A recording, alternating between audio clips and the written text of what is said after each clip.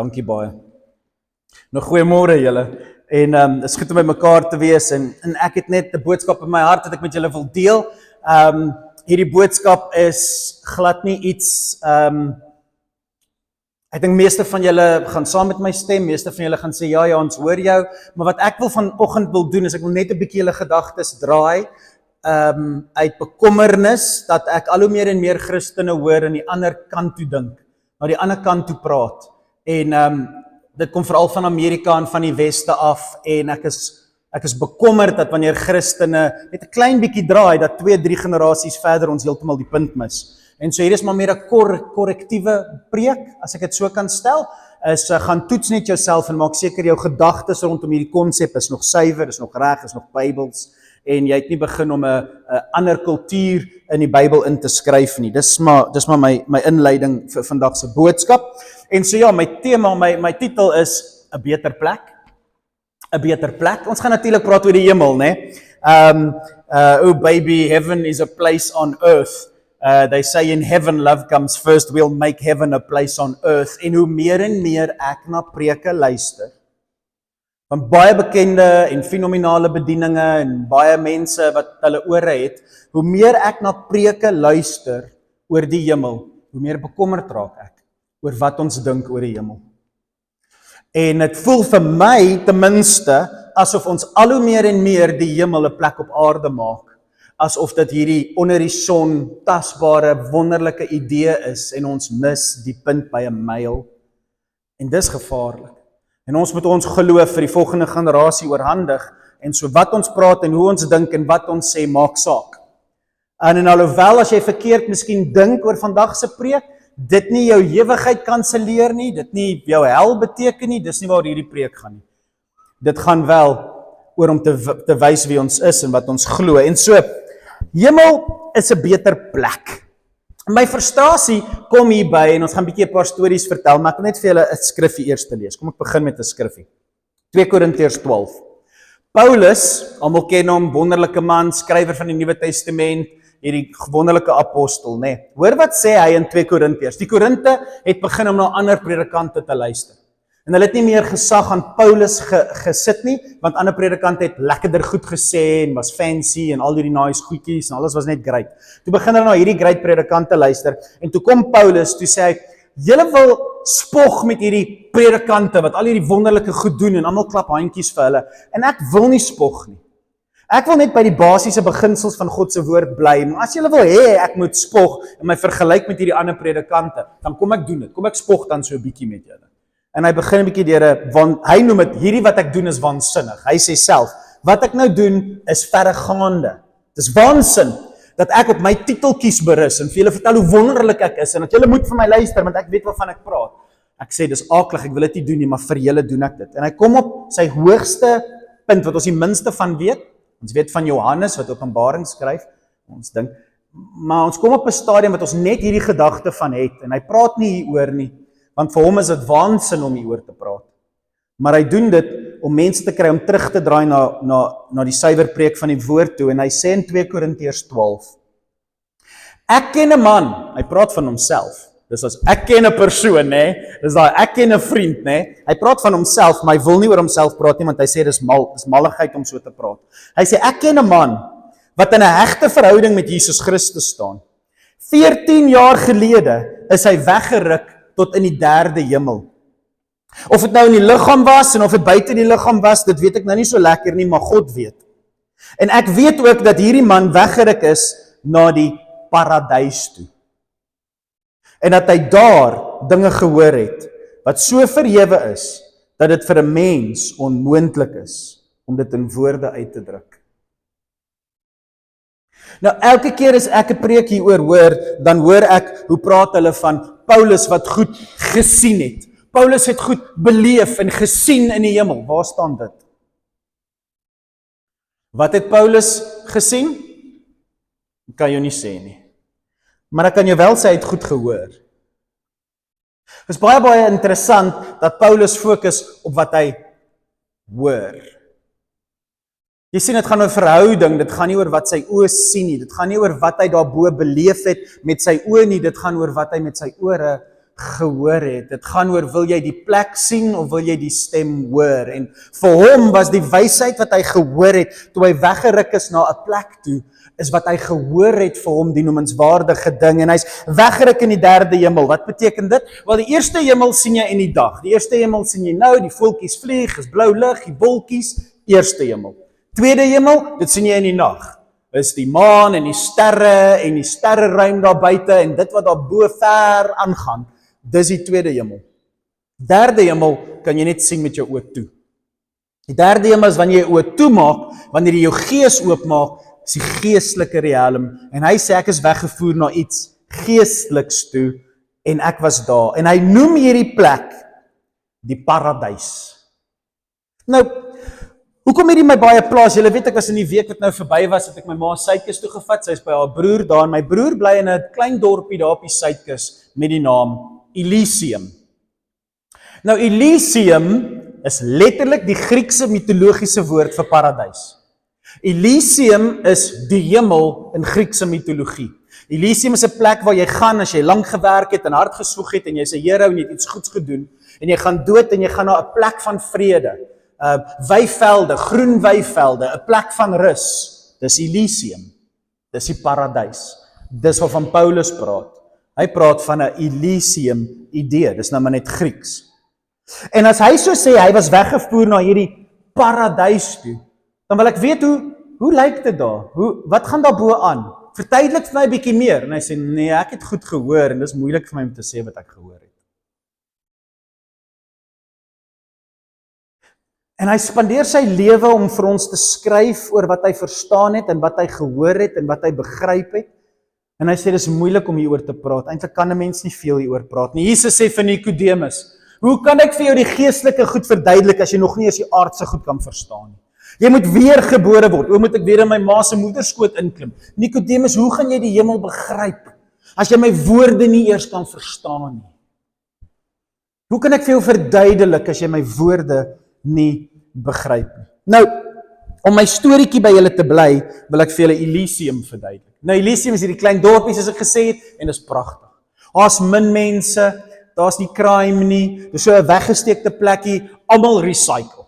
Elke ou mensie wat daar sit het sakkies recycling en almal bak en almal groet mekaar. Ek sit daar en hier ewesklik kom 'n bure opgestap met hulle honde. Hulle stap sommer na die boonste hekkie toe.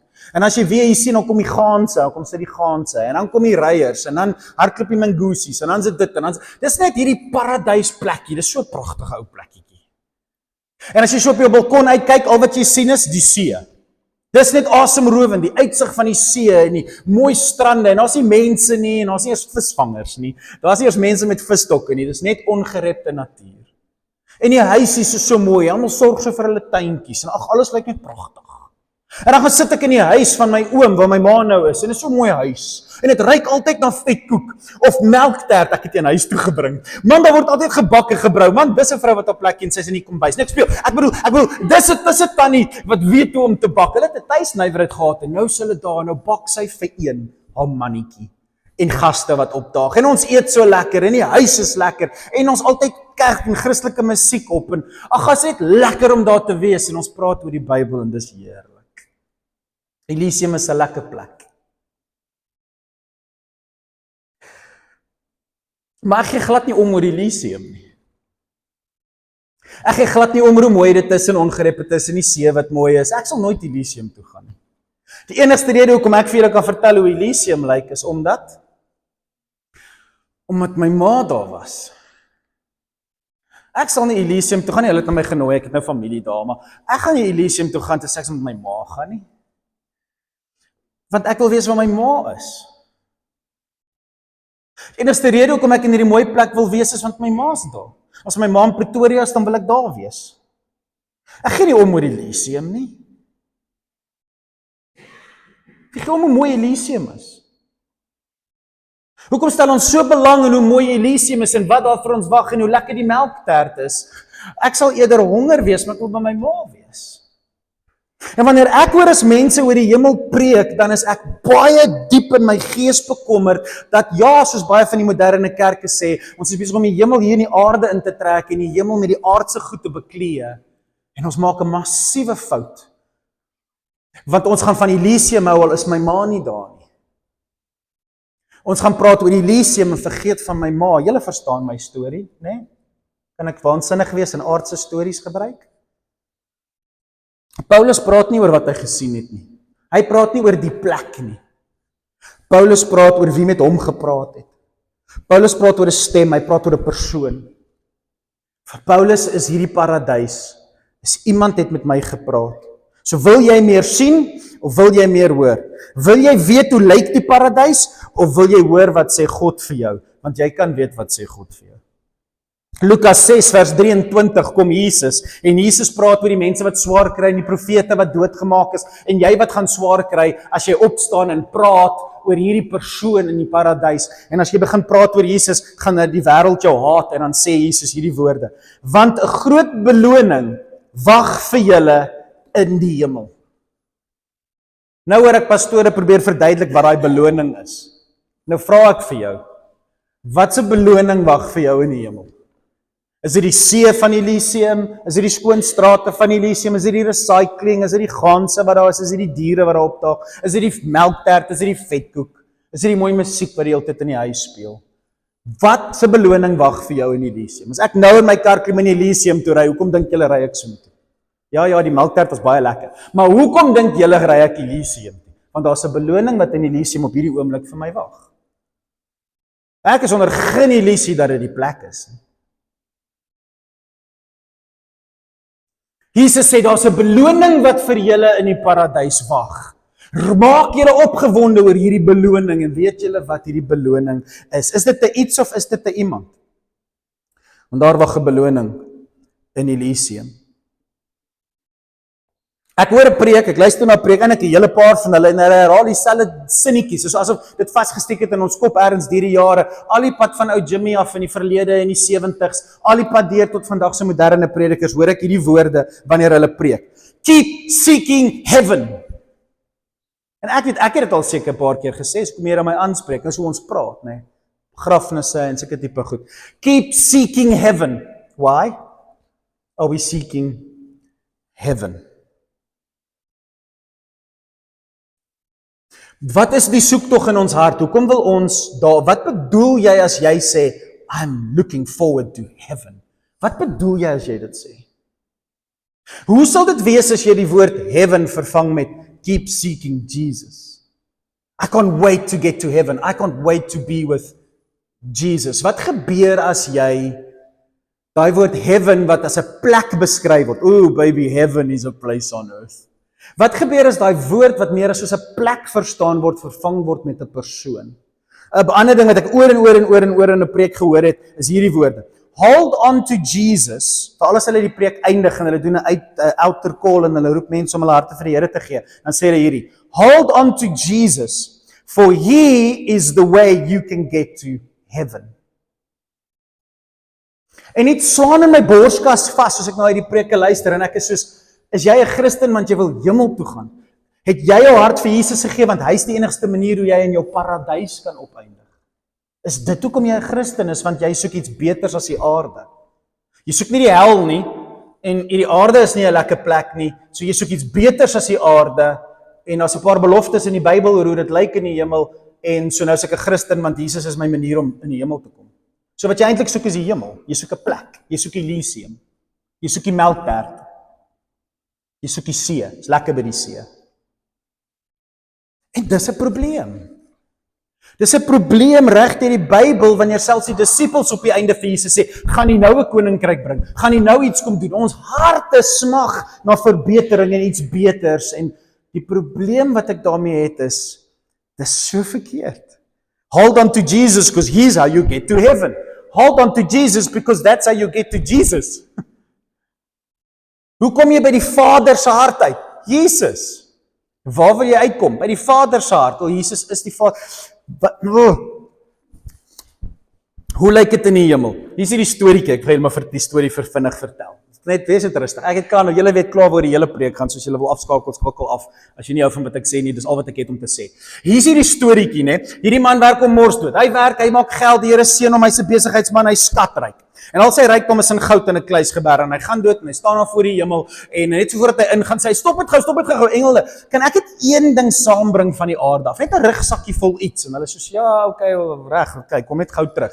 Hy gaan af aarde toe, hy pak vir hom 'n sak vol van sy goudstawe. Net sulke massiewe goudstawe, al sy harde werk, alles wat hy gedoen het in die lewe. Hy pak so 'n groot tas vol van sy goud. En hy daag daar in die hemel op, baie trots op alles wat hy bemag het op aarde. En hy kom maar by die hemel en die engele sê hom so, wat het jy gebring? En hy maak die tas oop en hy het net so groot smal en dit is net goudstawe wat jy aan kan dink. En die engel skree so, hy sê, maintenance, hier's nog 'n paar bakstene vir die pad. Hier's nog 'n paar bakstene vir die pad. Weet julle hoekom verduidelik Openbaring vir ons dat die strate goud is? Nie sodat jy kan weet hoe lyk Elysium nie. Dis 'n simbool. Dat die mooiste mineraal op aarde, dit wat jy jou voor dood gewerk het tot jy 88 is, sodat jou kinders dit kan weggooi. Daai goud wat vir jou so waardevol is, jy loop daar op in die hemel. Hoekom worry jy oor die goed as in die hemel dit waardeloos is? Want dit gaan nie oor jou besittings en jou goud en jou weelde nie. Jy loop op daai goed. Daar's nie strate van goud in die hemel. Wat asof God belangstel in hoe sy strate lyk. Dis hoekom hy sê daar's nie 'n son in die hemel nie. Asof hy omgee oor die elemente van die tweede hemel. Hy sê daar's nie 'n son nie sodat jy sal verstaan daar's nie tyd nie. Ons hou nie horlosies dop nie. Daar's nie oomblikke nie. Dis net hy. Hy is die son, sê Openbaring. Hy's nie besig om Elysium te verduidelik nie. Hy's besig om homself te verduidelik. Hy is die waardevolle skat. Hy is die een op wie ons fokus, nie oomblikke en momente en ure en dae en seisoene nie. Die ritme verander daarbo want dit gaan oor hom. Dit gaan oor hom. Ek het die voorreg gehad saam met my skoonfamilie om by Disneyland in nie Amerika nie, waar was dit? Hong Kong se. Ons het Disneyland toe gegaan en is vir my so fascinerend terwyl ek hieraan dink. Hoeveel miljoene en miljoene mense in Amerika en reg oor die wêreld na 'n plek soos Disneyland toe gaan. En dis 'n fenominale plek. Daar's vreugde en blydskap en almal is happy en almal spandeer net geld en dis net so 'n mooi plek en is regtig lekker om daar te wees en is net konstante pret en plesier sonder ophou. Maar hier's een ding wat baie snaaks is vir my oor sê Disneyland. Niemand wat soontoe gaan gee om oor Disney nie. Hulle gee net om oor die land. Niemand gee om oor Walt Disney nie. Jy gaan nie na Disneyland toe omdat jy graag 'n foto van Walt Disney wil sien nie. Jy gaan nie soontoe om Walt Disney te eer nie. Jy gaan na die land toe. Die plek is lekker.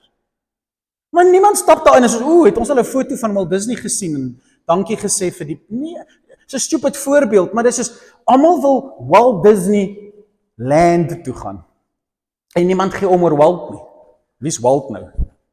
Wie's Disney nou? En as jy so begin dink oor die hemel, asof die hemel 'n Disneyland experience is, asof jy net uitsien na iets beters as hierdie Disneyland experience, want hierdie Disneyland experience suck. So ek kan nie wag dat hy vir my iets beters gee as hierdie nie.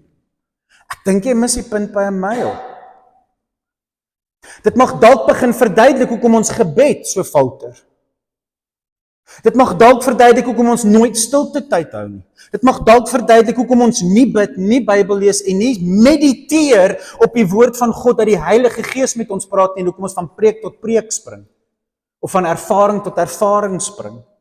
Of van experience in die kerk tot experience in die kerk spring, soos jonger mense vandag geleer word om te doen. Want ons soek Disneyland. En tog, sê Jesus, maak die deur toe, want niemand jou sien nie. En die God wat onsigbaar is, en jy wat onsigbaar is, dat jy kan hoor wat ek sê, die woorde wat jy nie vir jou maatjies kan verduidelik nie, maar dis jou woorde.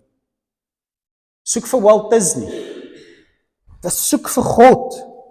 Begin dink daaroor, want partykeer doen ons net wat genoeg is om hemel toe te gaan. Ek is 'n Christen, is genoeg om hemel toe te gaan. Ek glo in Jesus, ek gaan hemel toe. Wat gaan jy daar maak? As jy hier nie belang stel om te sê, Here, wat is jou plan vir die dag? Here, ek is so opgewonde om net saam met jou vandag te leef. Jy gaan iets amazings doen en ek weet, ek moet wakker wees en kyk 'n bietjie sodat ek deel kan wees daarvan. Here, wat is jou plan, Here? Wat om saam met hom te leef, om vir hom te leef, om hom te aanbid en sy woorde te soek en hy woorde van die hemel in jou ore te hoor. As dit nie regtig 'n brandende begeerte word nie. Wat dink jy gaan jy daarbo doen? Golf speel? Wat dink jy gaan jy daarbo doen?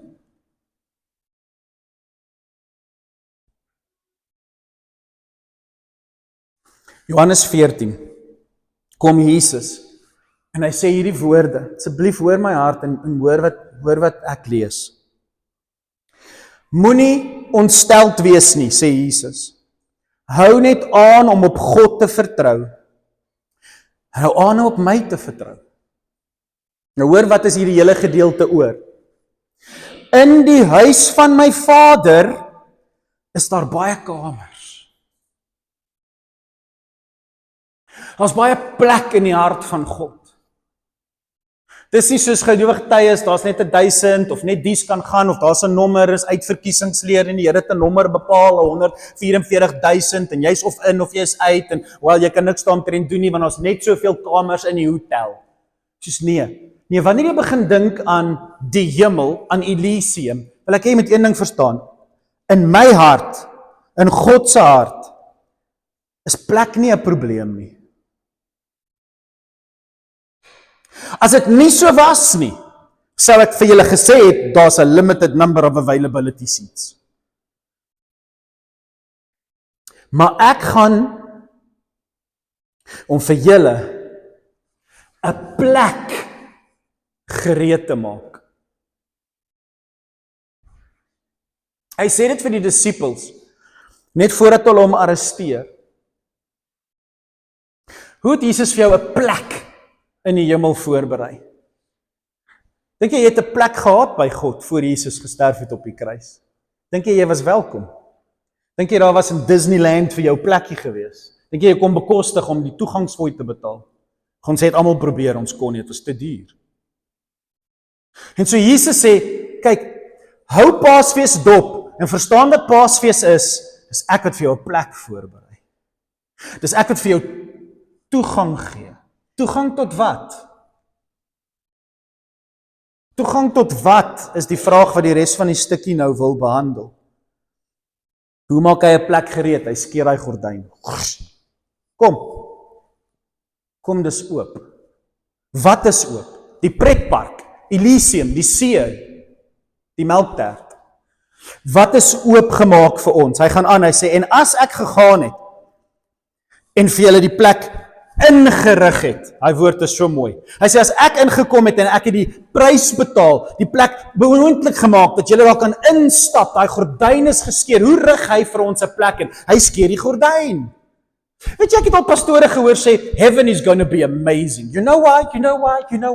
Because Jesus has been building on it for 2,000 years, so it has to be impressive. En is soos,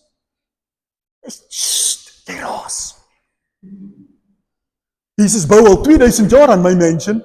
Wow, dit gaan mooi wees. Ek is soos, wat hoor jy jouself? Hy plek vir jou voorberei tot hy gordyn skeer. En as jy vandag jou oë toemaak as jy uit die kerk uitgaan, is jou plek reg. Hy het hom klaar reg gemaak. Daar's nie tyd in die hemel nie. Jou plek is reg. Dit was reg toe die fondasie van die aarde gemaak is.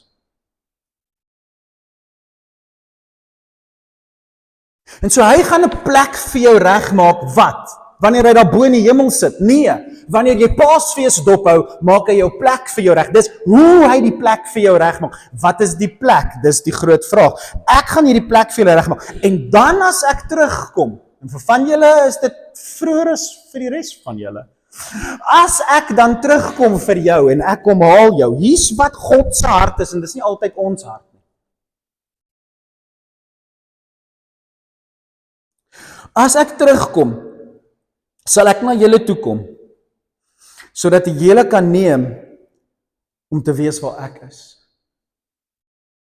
Ek kom terug, sodat jy by my kan wees. Ek kom terug, sodat jy kan weet waar ek is. Dis hemel. Dis waar ek is. Ek moet my lewe gaan gee, sodat jy by my kan wees. Ek gaan nie om 'n plek vir jou voor te berei wat nice is nie, ek gaan om jou toegang te gee tot my. Want jy het nie op die oomblik toegang tot my nie. En ek gaan nie 'n plek vir jou lekker maak nie, ek gaan jou toegang gee tot wat lekker is. My heerlikheid. Wie ek is. So ek gaan terugkom, sodat ek jou na my toe kan neem. God wil ons net by hom hê. Ek weet nie of ons altyd net hom wil hê nie. Ons soek verligting van ons swaar kry. Ons soek hom nie altyd nie. Julle weet mos waarheen ek gaan en hoe om daar te kom. En Jesus weet ons dink aan 'n koninkryk, 'n majesteit, 'n koning op 'n troon, al hierdie taalgebruik wat ons verstaan sodat ons aardse breins dit kan begryp. Jesus weet is al wat ons het in ons verstand om aan te dink. En natuurlik weet hy wat sy disippels hom gaan vra. Dis hoekom Jesus sê, julle weet mos waarheen ek gaan, hoe om daar te kom.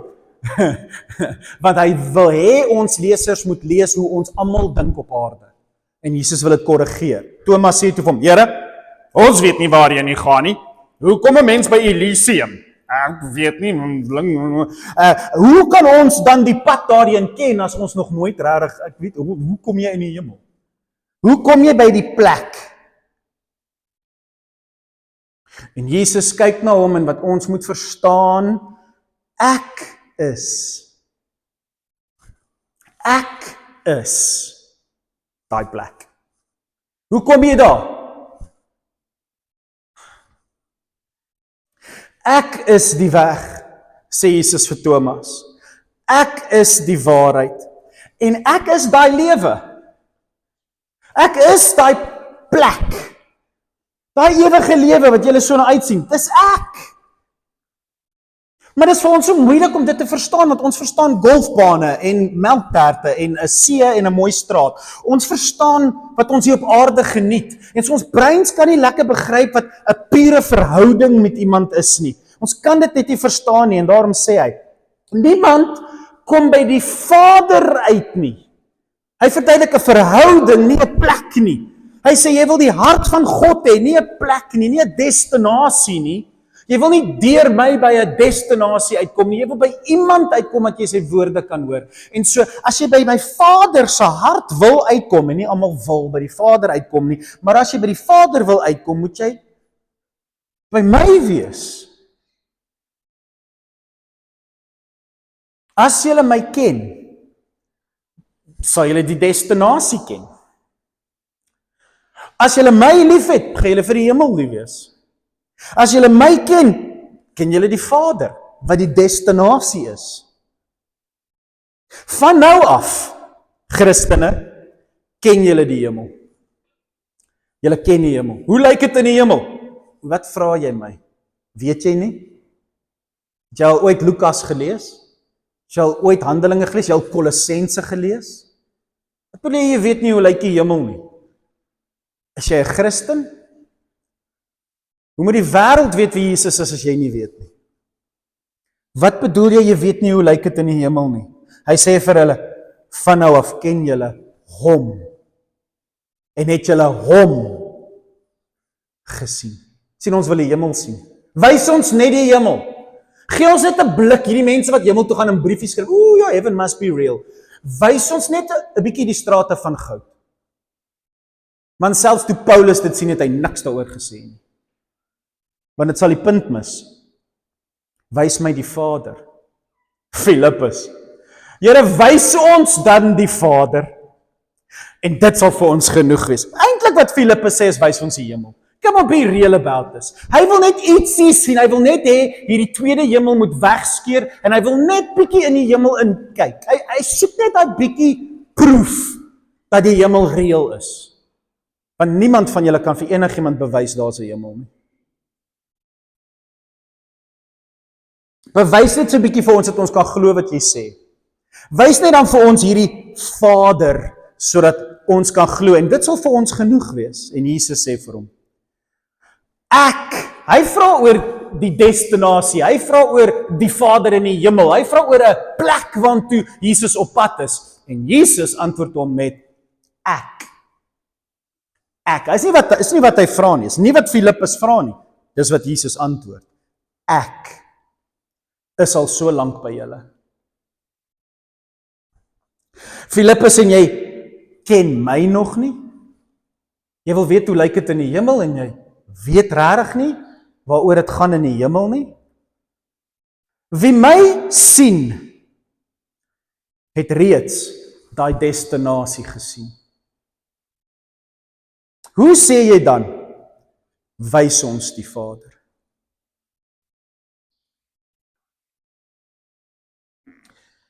Ek besef die egskeidingssyfer binne in die kerk en buite die kerk lyk dieselfde. En ek besef ons siening oor die hemel lyk dieselfde soos 'n moslim sin. Moslems word maagde geoffer sodat hulle self kan besig hou en ek weet nie wat ons geoffer word nie. Maar ons wil iets doen, hè. En dit breek my hart wanneer die egskeidingssyfer binne die kerk en buite die kerk dieselfde lyk en hier's hoekom. As jy na 'n harde dag se werk huis toe gaan en jy het jou deel gedoen, man, vrou, maak nie saakie, en jy het geld gemaak en dis jou deel van die bargain. En jy kom huis toe na 'n harde dag se werk en jy stap in die huis en in die tweede helfte, die vrou meeste van die tyd, sit by die huis en sy moet die huis skoonmaak en kos kook. En jy kom by die huis en die huis is vuil en die kos is gebrand. Dan is die hel los. Want ek het by die huis gekom en ek het my deel gedoen, ek het geld gemaak sodat jy die huis kan skoonmaak en produkte kan koop en ek het geld gemaak sodat jy kan Spar toe gaan en produkte kan koop. En nou het jy nie jou deel gedoen nie, nou is die hel los. En hier is my vraag. Kom jy huis toe na 'n plek of kom jy huis toe na 'n persoon? Want wanneer jy so hard saam met jou vrou werk aan 'n plek, dat die plek die fokus raak, is egskeidings om die muur. Om die draai. Oor die muur. Om die muur. Dis daar. Hoekom? Want die plek het belangriker geraak as die persoon. Sê ek, jy kan jou geloof verloor as jy verkeerd dink oor die hemel? Miskien. Maar dis nie my punt nie. My punt is plek of persoon. Jy raak so lief vir die plek. Jy vergeet om, jy gaan huis toe vir haar. Jy bou hierdie plek as gevolg van haar. Is soos, but it's all about me. So ek draai na die einde, 1 Korintiërs 2. Die wysheid waarvan ons hier praat, sê Paulus, is diepsinnige wysheid. Dit kom van God, wat alles voorheen geheim gehou het, niemand kon dit sien nie. Wat God van ewigheid af daar gestel het, sodat ons die heerlikheid kan beleef. Waaroor gaan hierdie teks? Hy sê, niemand verstaan hierdie geestelike dinge nie, want dit is weggesteek, dit is behou, niemand het die Vader al gesien nie, niemand het geweet hoe lyk die hemel nie, niemand kon begryp waarheen die mensdom op pad is nie, niemand kon verstaan wat Elysium werklik is nie, dit was weggesteek, van ewigheid af was dit tog vasgestel. Hoekom? Sodat ons daai heerlikheid kon ontvang. Wat het God van die begin af vasgestel? Hy sê vir die slang, hierdie vrou se nageslag gaan jou kop vermorsel. Jy gaan hom noodlottig byt. Maar die dood gaan verwoes word. Van die begin af is hierdie geheim vasgestel dat die dood oorwin sal wees, sodat hy ons kan kom haal en ons by hom kan wees. Jy sien, hy begeer om by ons te wees, dis wat hy wil hê, is hy wil by jou wees. Dit moet jou begeerte wees. Vers 8, maar die heersers van hierdie wêreld het nie begryp wat God daar vir die slang gesê het en wat die doel is nie. Hulle kon nie begryp dat dit iets is om by hom te wees in perfeksie nie.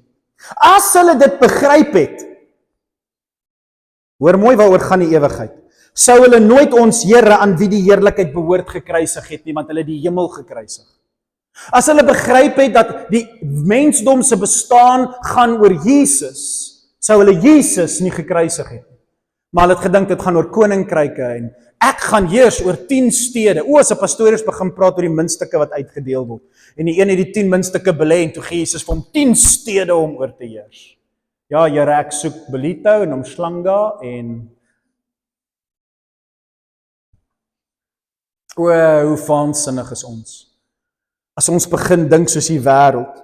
Maar hulle sou hom nooit gekruisig het as hulle verstaan het, hulle het die hemel gekruisig nie. Dit is wat die skrif bedoel met hierdie woorde. En hoe baie het ek hierdie al verkeerd gehoor preek? En jy het dit al verkeerd gehoor by 'n begrafnis of by verskillende plekke. Maar verstaan dit.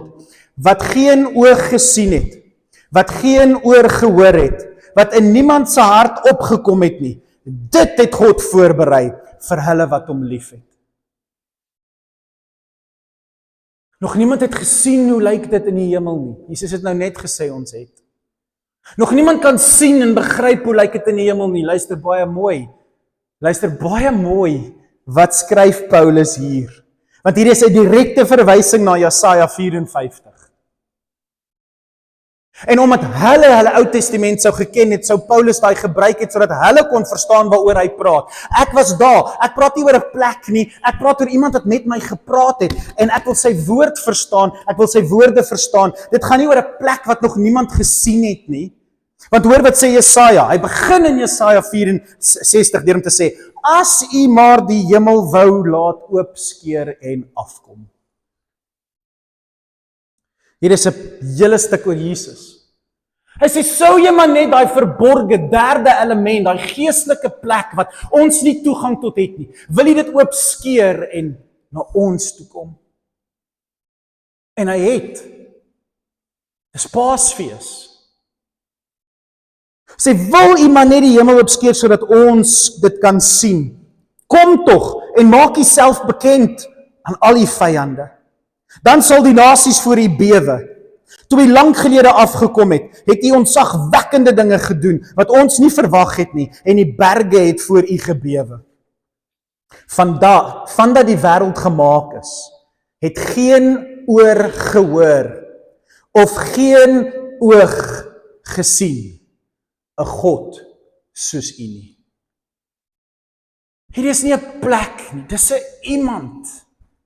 Geen oog het gesien, geen hart het beleef, geen niks het in die denke ingekom dat daar 'n God kan wees soos Jesus nie. Die Muslim verstaan dit nie, die Jood verstaan dit nie, die Hindoe verstaan dit nie en die ateïs verstaan dit nie, want die oog kan nie sien en die verstand kan nie verstaan wat 'n God hy is nie. Wat wag vir ons na die dood? Ek kan nie begryp nie. Want hulle het tog nooit so 'n God beleef nie. En ons sit met hom hier in ons harte vasgesluit. En ons wil 'n plek aan iemand verkoop wat beter is. Wat daar nie meer trane gaan wees nie en daar gaan nie meer siekte wees nie en dit is so 'n beter plek. En as ons net nou almal gesond kan bid sodat ons die hemel aarde toe kan bring, dan sal ons verstaan hoe dit in die hemel is. Want in die hemel is daar nie kanker nie, so op aarde is daar nie kanker nie. Hoe baie hoor jy pastore dit sê? As in heaven, so on earth. And in heaven there's no cancer, so cancer go. Soek jy 'n plek sonder kanker? Geen oog het gesien en geen verstand verstaan wat die hemel is. Want hulle het nog nie so 'n God gesien nie. Soos u, wat doen wat u doen, vir die wat op u vertrou. U help mense met blydskap wat na u luister, wat u wee onthou. Maar ons het aangehou om verkeerd te doen en u was kwaad vir ons. Hoe kan ons ooit gered word? Waaroor gaan geen oog het gesien nie? Dit gaan oor jou redding. Hoe gaan jy gered word? Dis waaroor daai versie gaan. Maar ons ken hierdie geheim, sê Paulus, omdat God dit deur sy gees aan ons bekend gemaak het. Wat 'n geheim? Jesus, God met ons.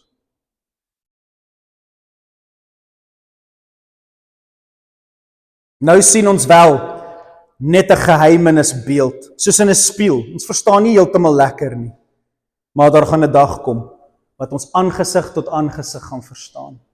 Dis 'n persoon. Ons gaan hom in sy gesig sien. Nou ken ons slegs 'n gedeelte van die hemel. Maar eendag sal ons ten volle ken, soos ek ten volle geken is. Soos hy my ten volle ken, sal ek hom ten volle ken en dis die hemel. So begeer jy dit nou. Begeer jy nou om jou Bybel te ken? Begeer jy nou om in gesprek met hom te wees? Begeer jy nou as jy kwaad raak om eerder na hom toe te draai en sê, o Here, help my, ek is so kwaad, ek wil vloek. Begeer jy nou om in 'n gesprek met hom te wees, om hom in aangesig tot aangesig te sien as jou vyand voor jou staan? Begeer jy om hom nou te sien soos hy jou sien? Want as daai begeerte ontbreek, dan verstaan jy nie wat die hemel oorgaan nie. So bid, lees jou Bybel en groei na sy gelykenis toe elke dag. En dis die hemel. So, maak klaar met Openbaring. Ek het daar Filippense neergeskryf en okay, Openbaring. Ek het toe 'n kragtige stem van die troon af hoor sê, vers 3. Kyk, die tentwoning van God is nou onder die mense opgeslaan. God wil by jou wees. Hy sal by hulle bly. Dis die nuwe hemel en die nuwe aarde. Dis alwaar God belangstel. Nie hoe gaan die boompies lyk, hoe gaan die riviertjies wees, hoeveel kastele jy gaan en hoeveel stede jy oor gaan heers. Hy wil net by jou wees. Daai liefde van 'n man wat net by sy vrou wil wees, ek dink nie ons begryp dit nie. Hy is regtig lief vir ons. Hy wil net by ons wees. Hy sal by julle bly, en hulle sal sy volk wees, en God sal self by hulle wees, want hy sal hulle God wees. Dis God se idee van die hemel, om by ons te wees, Immanuel. Maar hoor wat hou ons van? Ons hou van vers 4. Hy sal dan elke traan afvee, en die dood sal nie meer bestaan nie, en hartseer, en smartkrete, en pyn sal glad nie bestaan nie. Jy sien al hierdie ou dinge wat ons hier irriteer, dit sal verbygaan. Nou vra ek jou die vraag soos ek afeindig. Ek het Jenny in 'n preek geluister waar almal begin hande klap het na vers 4 toe die pastoor sê, that verse deserves applause. Come on, no more tears. Come on, the things of the earth is past us. There's something beautiful that's waiting for us. En toe klap die hele kerk hande. Nou vra ek die vraag, wat's vir jou mooier, vers 3 of vers 4?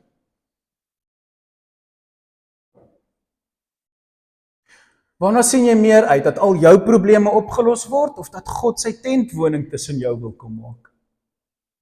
En daarom kan party mense wat in hierdie gemeente is, in atterlike hel, sy naam loof en prys, want hy's met hulle in 'n hospitaalkamer.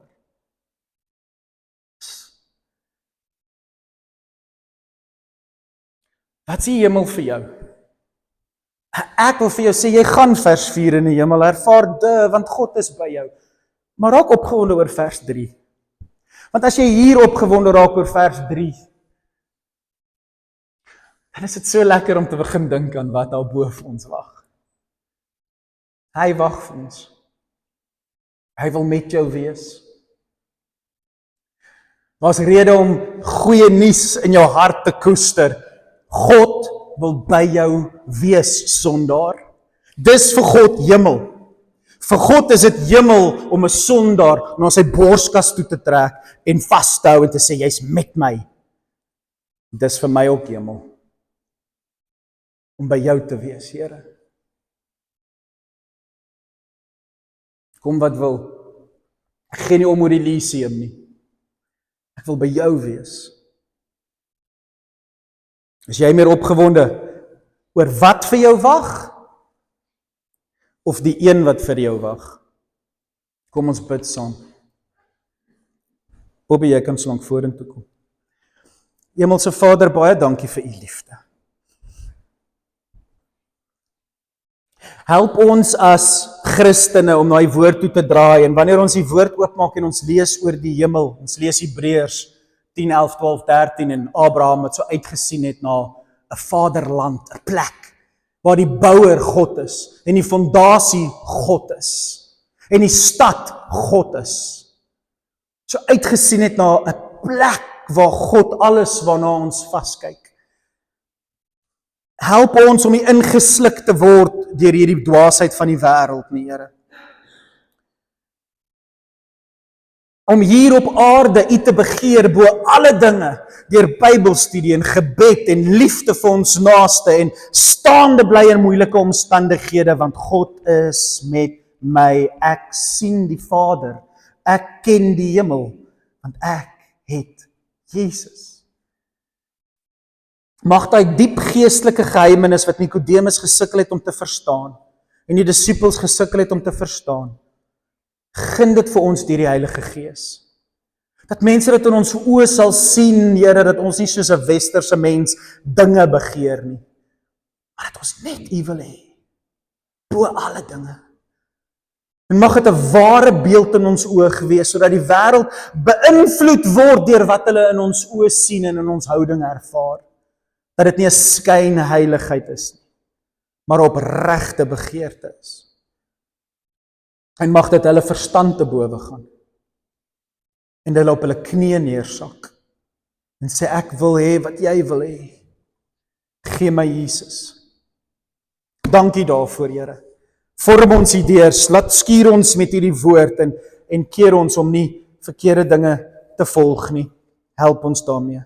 Ons bid dit in die wonderlike naam van Jesus Christus. Ons prys, ons beloning, ons eer U. Amen en amen. Ek is baie lief vir julle. Ons gaan staan saam en ons gaan 'n gebed sing. Ons gaan eindig deur om hierdie lied te sing.